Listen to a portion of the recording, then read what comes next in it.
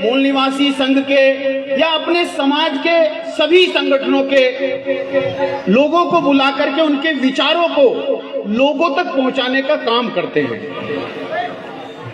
तो हमारे बहुत सारे लोग ये सोचते हैं भाई ये इससे क्या होना है, इससे क्या फायदा है।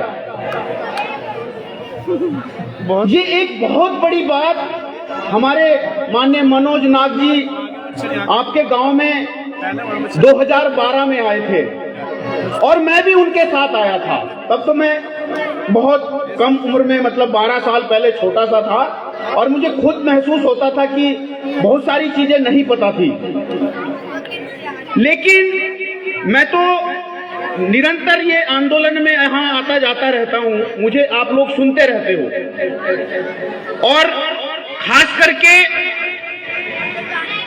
मनोज नाग जी ने आपको जो विचार दिए, अभी मेरे से भी ज्यादा जरूरी है हरियाणा से मूल निवासी संघ के राष्ट्रीय कार्यालय सचिव माने संधीर बोध जी हरियाणा के हिसार से आपके बीच आए हैं।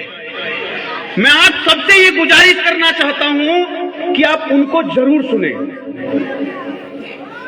कि लोग अपने बच्चों को छोड़ करके, छोटी छोटी उम्र की बेटियां नीले कपड़े पहन करके रात को अपनी मां का घर छोड़ करके आपको जगाने के लिए निकली हुई है। मैं उनको भी धन्यवाद करना चाहता हूं और उन बच्चों को जिन्होंने ये कार्यक्रम किए, मैं उनकी तारीफ करते हुए कि वो बहुत ही काबिले तारीफ काम कर रहे हैं और उनके अंदर एक हुनर है, एक आर्टिस्ट है। सन्नी देओल, बॉबी देओल, हेमा मालिनी, श्रीदेवी, इनके नाम हमने सुने हैं, लेकिन क्या वहां टीवी में हमारा बच्चा भी होता है कभी? हमारा बच्चा कैसे होगा? तो हमारे बच्चे टीवी में नहीं जाते तो हम अपने मंचों पे उनको उन हीरो से भी अच्छा नेता अभिनेता बनाने की कोशिश करते हैं। और आपका उन्हें पैसा नहीं चाहिए, बस आपकी ताली चाहिए। आप ताली भी देने में कंजूसी करते हो। और आपको यहां एक चीज देखने को मिली कि हमारे समाज में लोग कहते हैं कि समाज के लोग साथ नहीं देते। ऐसा नहीं है। अगर ये समाज साथ ना देता तो फिर आज हम यहां ना बैठते, क्योंकि कोई कितना भी बड़ा धन्ना सेठ बन जाए और कितना भी कंगाल बन जाए, जिस गांव में कोई पैदा होता है, जिस समाज में कोई पैदा होता है, अंतिम यात्रा उनके कंधों पे ही करते हैं हम।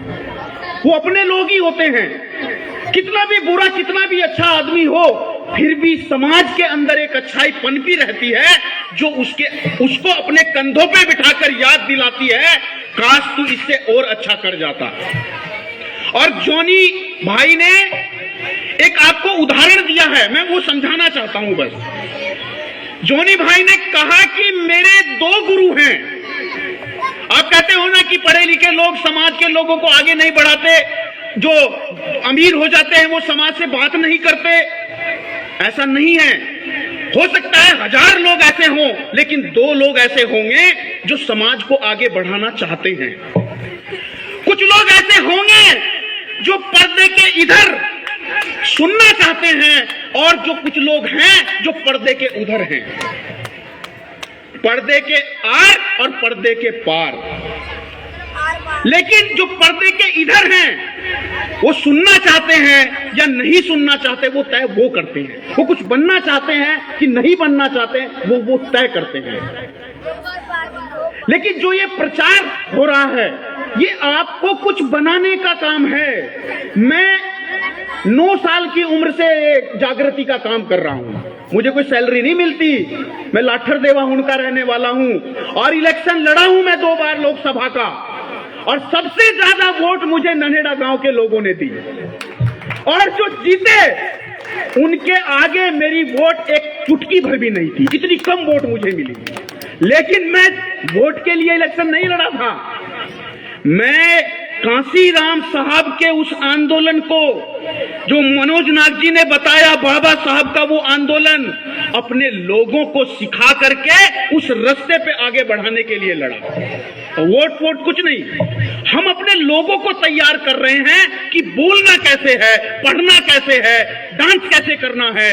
और ये डांस वांस के लिए, ये एक्टर बनने के लिए अभी इधर एक बोर्ड लगा है, जो हमारे साथी देहरादून से आए हैं, सरकारी नौकरी करते हैं, दिन में नौकरी करके आए और रात को आपके गांव में प्रोग्राम कर रहे हैं। सभ्यता संघ में वो काम करते हैं।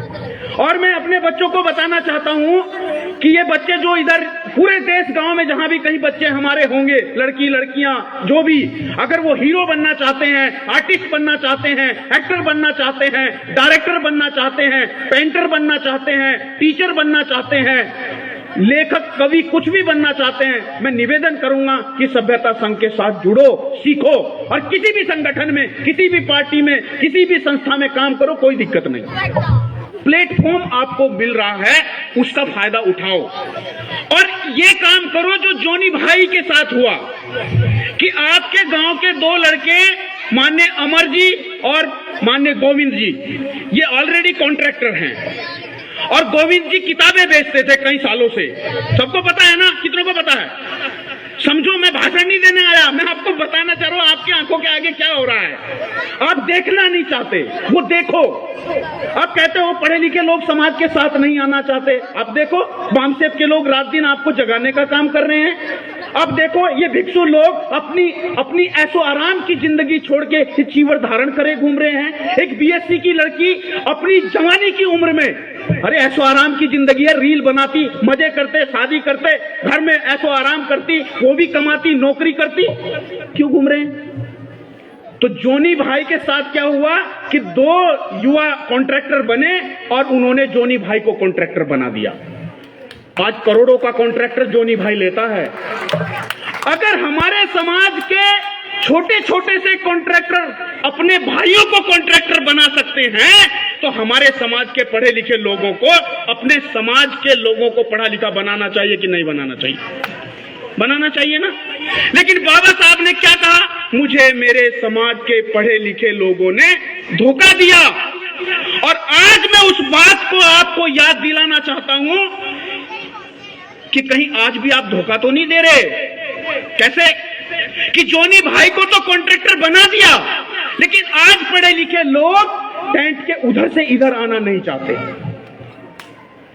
और जब जंगल में आग लगेगी, बोधाचार्य जी ने बताया, तो घर आपका भी जलेगा। जब ये भारत का संविधान आपके अधिकारों को इससे छीन लिया जाएगा, तो फिर आपका भी कोई बचाव करने वाला नहीं होगा। और तब बाबा साहब अंबेडकर ने यह बात इसलिए नहीं कही थी कि पढ़े लिखे लोगों को गाली देनी है, सिर्फ इसलिए कही थी कि है मेरे समाज के पढ़े लिखे लोगों, शिक्षा शेरनी का दूध है, जो पिएगा वो गुर्राएगा, जो शिक्षा को धारण करेगा वो गुर्राएगा। आप गौर से देखो, पढ़ा लिखा आदमी क्या करता है पूरे दिन? मेरे जैसा पढ़ा लिखा नौजवान क्या करता है? खंबे पे खड़ा होता है, चौराहे पे खड़ा होता है, मजाक उड़ाता है, रील बनाता है, अपनी जिंदगी को तबाह कर लेता है। एक कम पढ़ा लिखा, एक मजदूर आदमी क्या करता है? एक सरकारी नौकरी का कोट पहनने वाला, एक सरकारी नौकरी का टीचर, एक सरकारी नौकरी का आईएएस कमिश्नर कभी समाज के प्रोग्रामों में बैठना नहीं चाहता। और ये गरीब गुरबा समाज के, हमारे समाज के लोग बाबा साहब के आंदोलन में आके बैठते हैं। तो फिर बाबा साहब की वो बात याद आती है कि फिर पढ़े लिखे लोग आज भी क्यों धोखेबाज बने बैठे हैं। अगर उनको इस बोझ से बाहर निकलना है, तो उसका तरीका है, जो शिक्षा तुम्हें मिली, जो अवसर तुम्हें मिले, वो समाज को भी देने पड़ेंगे। और यही काम था मान्यवर कांसीराम साहब का, पे बैक टू सोसाइटी। जो तुम्हें समाज से मिला वो अपने समाज को लौटाओ। अगर तुम्हें शिक्षा मिली तो तुम अपने समाज को लौटाओ। यही है बहुजन जागृति का कार्यक्रम। हम ये बताना चाहते हैं कि अगर हमारे अनपढ़ माँ बाप ने बाबा साहब के आंदोलन में अपने गहने बेचकर, मनोज नाग जी ने बोला, अगर हमारी माँ ने, अनपढ़ माँ ने, हमारे अनपढ़ दादा ने कांसीराम जी को इस देश की सत्ता बना करके दे दी थी, तो आज हमारे पढ़े लिखे लोगों ने अपनी सत्ता खत्म क्यों कर ली? सोचना चाहिए ना। जब हमारे अनपढ़ लोग थे तो हमें अच्छे अच्छे स्कूल मिले, आज हमारे पढ़े लिखे लोग हैं तो गरीब किसान मजदूर का बच्चा, SC ST OBC का बच्चा सरकारी स्कूल में खिचड़ी खा रहा है, और हमारे इस देश का चंद लोगों का बच्चा अंग्रेजी मीडियम की अंग्रेजी खा रहा है। तो बताओ फिर क्या होगा उस खिचड़ी वाले का? मैं यहां से 2 बच्चों को बुलाना चाहता हूं। बच्चों, एक प्राइवेट स्कूल में पढ़ने वाला बच्चा आओ और एक सरकारी स्कूल में पढ़ने वाला बच्चा आओ, जो गांव के सरकारी स्कूल में पढ़ता है। 2 बच्चे जल्दी इधर आओ। जो सरकारी स्कूल में पढ़ता है प्राइमरी स्कूल में, और जो प्राइवेट के प्राइमरी स्कूल की कक्षा 3 में 4 में 5 में पढ़ता है, 2 बच्चे इधर आ जाओ। बस आके इधर पीछे खड़े हो जाओ। आप भी खड़े करके देख लेना, कभी नाम पूछ के देख लेना, कभी पूछ लेना कि तुम जिस क्लास में हो उस क्लास की किताब पढ़ पाते हो क्या? फिर आपको आपकी असलियत, आपको आपकी औकात समझ आ जाएगी। हमारी माँ बहनें फैक्ट्रियों में जाती हैं। बाबा साहब ने इस संविधान में लिखा, न्यूनतम मजदूरी अधिनियम 1968, उसमें लिखा कि 14,000 रुपए से 1 रुपया भी कम सैलरी नहीं होनी चाहिए। कितनी? 14,000 रुपए से कम 1 रुपया भी सैलरी नहीं होनी चाहिए। उत्तराखंड में अभी लागू है। और हमारी माँ और बहनें, हमारी माँ बहनें जा रही ना, SC ST OBC की कितने मिलते हैं? 4.5, 5.5, 7.5। एक नेता, एक अभिनेता, एक डायरेक्टर, एक इंजीनियर, एक मास्टर, एक पढ़ा लिखा नौजवान का खून क्यों नहीं खोलता? ये जागृति लाना चाहते हैं कि हमारे समाज के लोग अपने अधिकारों के प्रति सचेत हों, अपने अधिकारों को लेने की ताकत की जागृति अपने अंदर पैदा करें। और अंत में मैं आपको ये कहना चाहता हूं, अभी बहुत सारे वक्ता हमेशा मंचों पे देखता हूं, महिलाओं को कोसते हैं कि तुम ब्राह्मणवाद को ढोती हो। ये बात सच है कि छलनी के उस पार और छलनी के इस पार, अभी कल छलनी के उस पार हमारी माँ थी, मेरी बहन थी, मेरी वाइफ हो सकती है किसी की, मतलब मेरी तो शादी नहीं हुई। छलनी के इस पार मेरी माँ थी, बहन थी, भाभी थी, मेरी महिला थी, और छलनी के उस पार कौन था? अरे भाई, आप गाली दे रहे हो, महिलाओं को कोस रहे हो, तो पूछो ना कि बाबा साहब अंबेडकर ने अपनी जीवन संगिनी रमाबाई अंबेडकर को कदम से कदम मिलाकर चलाया ना, सावित्री बाई को चलाया ना, तो आप चलाते नहीं हो। जब आप चलाते नहीं हो तो समस्या यहां से पैदा होती है। और इसलिए हमारी माँ और बहनों को, हमारे लोगों को यह समझना है। अंत में मैं कहना चाहता हूं, अगर अपनी व्यवस्था बनाना है तो अपने पर्व, अपने फेस्टिवल, जिन्हें आप त्योहार कहते हो, वो भी आपको बनाने पड़ेंगे। आप ये बात सोचते हो कि आज दिवाली है, हमारे घर में अंधेरा है तो अच्छा नहीं लग रहा है, तो सोचो ये मुसलमान को भी लगता है क्या? मेरी बात सुन रहे ना? जब एक मुसलमान हो आपके इधर हिंदुओं के घरों में दिवाली देखता है तो उसे दुख होता है क्या? तो आपको क्यों होता है? आप मानते नहीं हो कि मैं बाबा साहब की औलाद हूं, आप मानते नहीं हो कि मैं बुद्ध की औलाद हूं। आप क्या मानते हो? आप अंबेडकर, आपने थोड़ा सा अंबेडकरवाद सीखा, 4 किताबें सुनी, 4 भाषण सुने, और आप अंबेडकरवादी बन गए, बौद्धाचार्य बन गए, संविधान प्रबोधक बन गए, लोगों को कानून पढ़ाने लगे, गणपति को गाली देने लगे, दुर्गा को गाली देने लगे, और अपने वाले के आगे माथा फोड़ने लगे। हो कि नहीं रहा कैसा? अभी एक गीत इधर बेटी गा रही थी, वो डांस कर रही थी। संत गुरु रविदास का आंदोलन क्या है? उस गीत में क्या था? वो गीत, पूरा का पूरा गीत रविदास के विचार पे कहीं नहीं था। क्या था वो? मैं तो तेरी मोती की माला देखूं, तेरी सूरत को देखूं, तेरी मूरत को देखूं, और तेरे विचार को। तो हमारे समाज का आदमी गणपति को गाली देता, अंबेडकर वाले की बात कर रहा हूं मैं, वो कहता है कि देवी देवता को मत पूजो, ये कुछ नहीं है, ये पागलपन है। और फिर क्या कहता है? रविदास को पूजो। ये जो हमारे समाज में चल रहा है, ये विचारों की वजह से है कि विचार नहीं जा रहे हैं हमारे लोगों के बीच। हमारे लोगों को क्लियरिटी नहीं है, हमारे प्रचारकों को क्लियरिटी नहीं है कि जब तुम गणपति की मूर्ति के सामने मत्था टेकने को मूर्खता कहते हो, तो रविदास के सामने मत्था टेकने को मूर्खता क्यों नहीं कहते भाई? अंबेडकर की मूर्ति के सामने मत्था टेकने को मूर्खता क्यों नहीं कहते भाई? वो आरोप लगाता है आपके ऊपर। फिर हमारा सीधा साधा आदमी कहता है यार बात तो आप सही कह रहे हो। तो एक गीत है, जिस भजन में राम का नाम न हो उस भजन को गाना ना चाहिए, चाहे बेटा जितना प्यारा हो उसे सर पे चढ़ाना ना चाहिए, और चाहे बेटी जितनी लाडली हो उसे घर घर पे घुमाना ना चाहिए। तो हमारी कुछ अंबेडकरवादी नई बनी, प्रचारक बनी, और उन्होंने क्या किया, जिस भजन में राम का नाम न हो, राम हटा दिया, बाबा का नाम जोड़ दिया। मतलब उन्होंने कुछ नहीं किया। जैसे हमारे समाज में छोटी छोटी जागरूकता आई, उन्होंने गणपति उठा के एक तरफ रख दिया, दुर्गा उठा के एक तरफ रख दी, और उधर बुद्ध ला के टपका दिए। हुआ क्या? अरे जिस संत रैदास ने मूर्ति पूजा से मुक्त कराने के लिए अपना जीवन लगाया, उन्होंने कहा मूर्ति की पूजा करने की जरूरत नहीं है। हम सबसे ज्यादा अपने जीवन में किसका सम्मान करते हैं? अपने मन में सोचो, अपने माँ बाप का करते हैं ना? तो बताओ, कोई पूरी दुनिया में एक आदमी बताओ जो अपने माँ बाप का, उनके जीते जी मोमबत्ती, धूपबत्ती, अगरबत्ती, नारियल फोड़ के उनकी पूजा करता है क्या? अच्छा, जो अपने माँ बाप की मोमबत्ती, धूपबत्ती, अगरबत्ती मत्था फोड़ के, रगड़ के नाक पूजा नहीं करता, क्या वो अपने माँ बाप का सम्मान नहीं करता? क्या करता है। तो जैसे अपने माँ बाप का सम्मान बिना धूपबत्ती, अगरबत्ती, मोमबत्ती जलाए किया जा सकता है, वैसे ही संत रैदास, कबीर, नानक, फूले, अंबेडकर और बुद्ध का भी सम्मान किया जा सकता है। अब बात प्रतीकात्मक है। हमारे बोधाचार्य जी और सब लोग अक्सर ये ज्ञान देते हैं हमें कि भाई हम प्रतीक के तौर पे अपने पुरखों का आदर करते हैं, लेकिन अगर ये जागरूकता तेजी से ना बढ़ी, अगर क्लियरिटी नहीं हुई, तो क्या हो रहा है इससे? मैं आपको बता रहा हूँ, ननेड़े वाले और मेरे गांव के सब जगह हालत है। मैं पूरे देश में घूमता हूँ और बड़ी बुरी हालत है। हम जैसे जैसे जागरूकता लेके आ रहे हैं तो हमारे समाज में खेमे बढ़ रहे हैं। एक हो जा रहा है अंबेडकर वाला, दूसरा हो जा रहा है रविदास वाला, एक हो जा रहा है बोध वाला।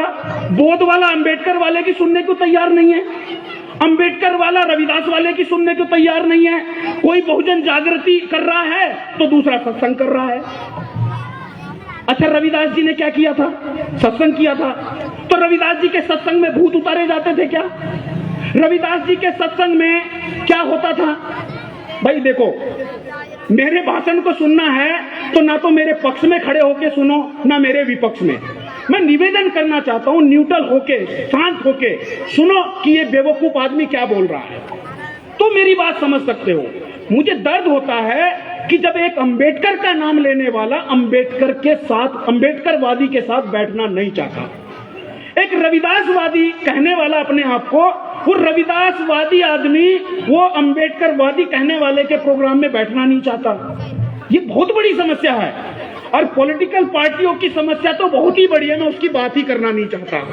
बस मैं यही अंत में कहना चाहता हूं कि जो धन्यवाद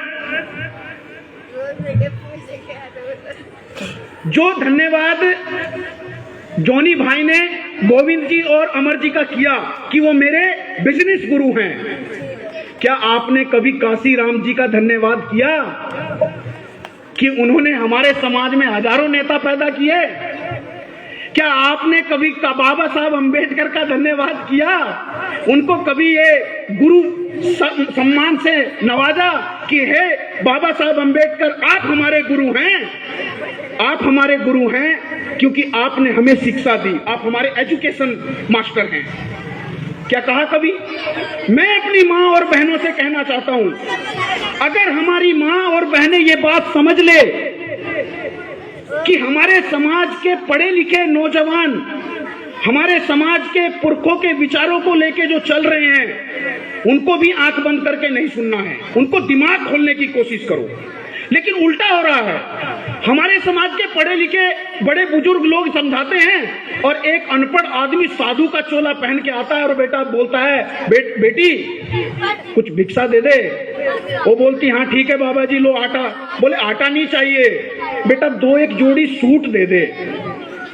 वो दे देती है। वो बोलता है बेटा शनि भाग जाएगा, माता की कृपा हो जाएगी। और हमारी माँ पढ़ी लिखी बहनें भी, अभी अभी वो छलनी के इस पार और छलनी के उस पार दोनों थे, अच्छा क्या हुआ उससे, मेरी उस पर आपत्ति नहीं है, लेकिन आपको तर्क लगाना है। अगर नया सूट लेना है तो छलनी के उस पार और छलनी के इस पार खड़े होने की क्या जरूरत। अरे तुम छलनी के उस पार हो और हम छलनी के इस पार हैं, ये छलनी हटा दो।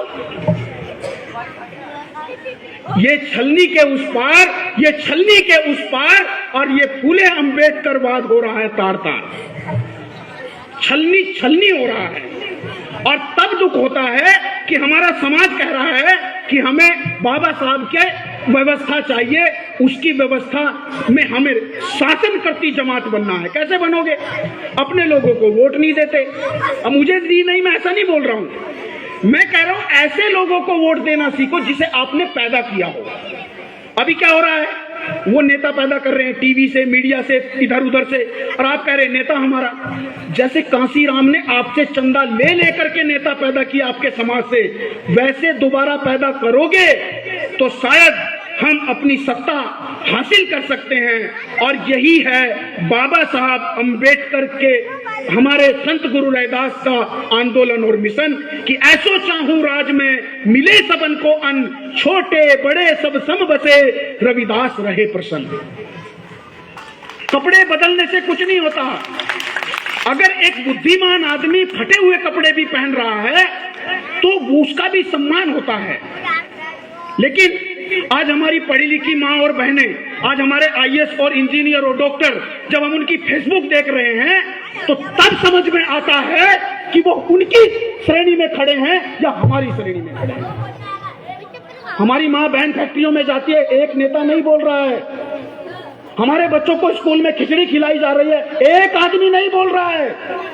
अभी ईवीएम के खिलाफ मनोज नाथ जी ने बताया, कोई नहीं बोल रहा है। क्यों? क्योंकि उनको बीजेपी ज्वाइन कर लेनी है। बीजेपी नहीं चलेगी, कांग्रेस में चले जाएंगे, कांग्रेस नहीं चलेगी किसी तीसरी। लेकिन आपके पुरखे की बनाई हुई जो आंदोलन जो चल रहा है उसमें बिल्कुल नहीं जाएंगे। जहां से कमाई होगी, एक तरफ ललित काम करेगा, जोनी करेगा या दूसरा कोई साथी करेगा, और एक तरफ वो भी करेगा जो दलाली कर रहा है। फैक्ट्री में धरना हो रहा है, वहां जाके दलाली कर ले रहा है। अरे जमीन जगाओ ना अपना।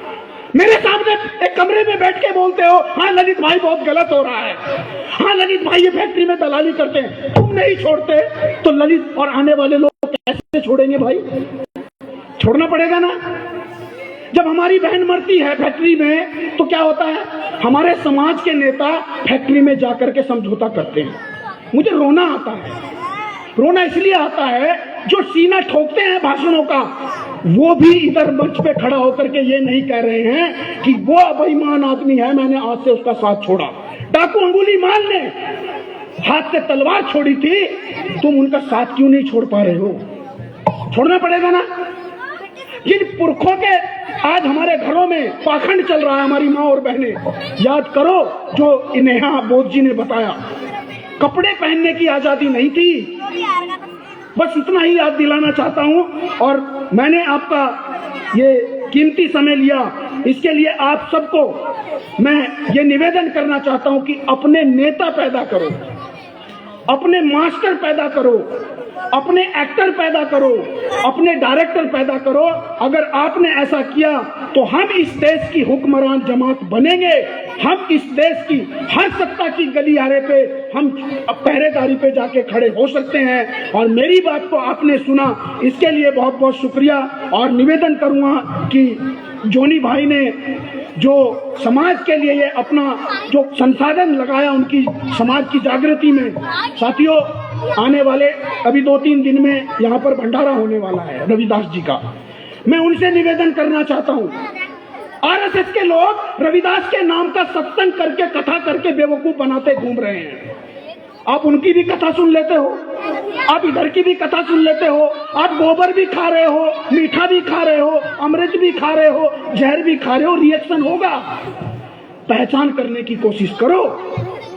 बस यही निवेदन करना चाहता है एक सामाजिक कार्यकर्ता कि आप समझो हमारा कुछ नहीं है, हम तो मंच भाषण दे रहे हैं। आज आप साथ नहीं दोगे, घर बैठ जाएंगे, मर जाएंगे। झेलना आपको है। धन्यवाद, शुक्रिया। अगर मैंने कुछ गलत कहा है इसके लिए क्षमा चाहता हूं, लेकिन याद दिलाना चाहता हूं, आप ही जिम्मेदार हैं। ये माँ और बहनें, आप जिम्मेदार हो कि आपको अगर ब्राह्मणवाद को ढोना है तो ब्राह्मणवाद को ढो, और अगर अंबेडकरवाद को ढोना है तो पूरे गांव में एक अकेली अंबेडकर वाली बन के दिखाओ। मेरी बहन बीएसएफ के कैंपस में अमृतसर में अकेली सावित्रीबाई फुले की जयंती मनाती है और पूरा बीएसएफ कैंपस दिवाली मनाता है और होली मनाता है। लेकिन हमने अपने घर से उसको ये विचार स्थापित किया तो वो लड़ती है। उसका हस्बैंड इंजीनियर है, उसका हस्बैंड इंस्पेक्टर है वहां पे। लेकिन ये ताकत आपको भी जुटानी पड़ेगी, करवा चौथ का, दिवाली का, होली का। और अगर इस झांसे में आओगे, इससे क्या होगा? कुछ नहीं होने वाला। पहले भी कुछ नहीं, वहां भी नहीं होगा। इसलिए सुधर जाओ, संभल जाओ। और नौजवानों को निवेदन करता हूं, ये पीढ़ी नशे में खत्म होने वाली है। संगठनों की दीवारों से बाहर निकलो, इस समाज को नशे की खाई से बाहर निकालो, बेरोजगारी की खाई से बाहर निकालो। धन्यवाद। जय भीम, जय भारत। बहुत बहुत धन्यवाद।